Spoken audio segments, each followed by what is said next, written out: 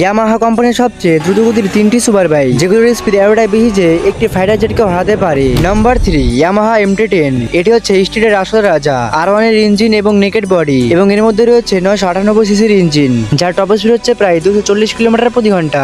Number 2, Yamaha YZF R1। Super বাইকের আসল বস। একবার রেসিং মোডে আসলে সামনে ডুকাটি হোক বা কাওয়াসাকি তাদের অকাত দেখিয়ে দেয়। এর মধ্যে 998 সিসির ইঞ্জিন ব্যবহার করা হয়েছে, যার টপ স্পিড হচ্ছে প্রায় 299 কিলোমিটার প্রতি ঘন্টার।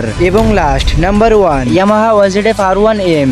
MotoGP system, carbonic body, electronic suspension আর আসল রাইডারের হাতে থাকলে নিনজা এক্সটারকে হারাতে বেশি সময় লাগবে না। এর মধ্যে ব্যবহার করা হয়েছে 998 সিসির ইঞ্জিন, যার টপ স্পিড হচ্ছে প্রায় 300 কিলোমিটার প্রতি ঘন্টার। এখন আপনি কমেন্টে বলুন, এই দুটো বাইকের মধ্যে যদি আপনাকে একটা বাইক দেওয়া হয় তাহলে আপনি কোনটা নেবেন?